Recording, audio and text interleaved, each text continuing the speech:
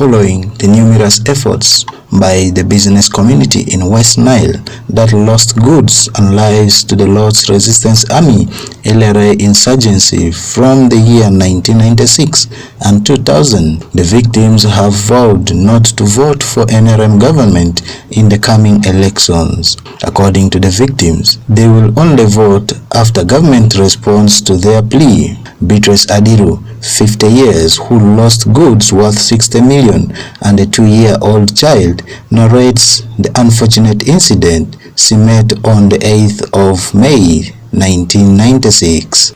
It was like 15 miles from Karuma.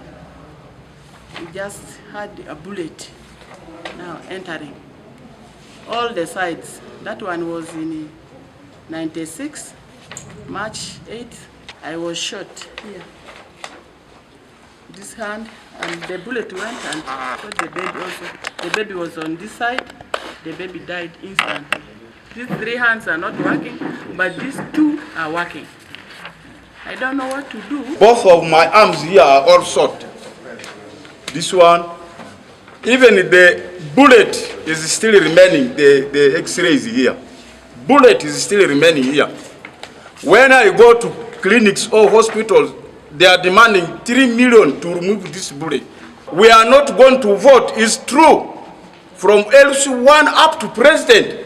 According to the lawyer, Counsel Samuel Ondoma, he explained that his client was in the process of suing the government when the RDC of Arua, by then Festus Aikodua, advised the victims not to sue the government but rather allow his office to follow on the matter.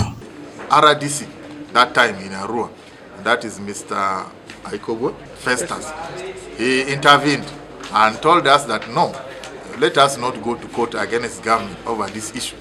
He requested us to settle this matter and we would withdraw because he said they were going to follow this matter as government. They know people suffered in West Nile, so there is no need of having a suit against government. So on that ground, we left the idea of going to where? Of going to court and suing government. Alex Matua, the chairman of the Kony war victims in West Nile, expressed frustrations on the leaders following a letter that was written by Kenneth Omona, the principal private secretary, addressed to him that was kept in the office of the president in Arua. When we went for hunger strike at the mayor's garden, that's now when the letter came out. You see how the leaders are letting us down. So I got that letter. I read it. He wrote a letter to Attorney General about this compensation of the war victims. Direct on the 10th of June 2022. I got this copy. I went to Attorney General's office. I met the Attorney General. I met the Deputy Attorney General. I met Norbert Mao. All in their office at Parliament Avenue. According to Matua, the president has the zeal to pay them, but it's a challenge caused by the West Nile leaders who are blocking the process. While Counsel Ondoma said there are several documents submitted to the office of the permanent secretary, but no response to date. In October last year, we received a letter from Ministry of Defense and Veteran Affairs where they said we should compile all the lists of the affected people and the evidences of the fact that they have been doing businesses and now their businesses got spoiled, or some of them have been personally injured during the insurgency. All these documents, we compiled them and we submitted to Ministry of Defense and Veteran Affairs on 2nd of February last year. Up to now, the permanent secretary has not given any reply. We submitted to State House through Aminata Ban. He delivered this list. The ministers from Western went and blocked the president. This is our problem. They blocked. You see what is happening in Mboya there, where the permanent secretary is not giving report. When we submitted all this to CMY, as per the statement of the Attorney General, CMY submitted to permanent secretary. They refused to read this. They are still there lying full of dust. I'm from there. The resident district commissioner for Arua district, Swipe Toko, refuted the claims that the compensation process were blocked by some elected members of West Nile. He only confirmed receipt of complaints from Nile Coach Bus Company, which was paid partly.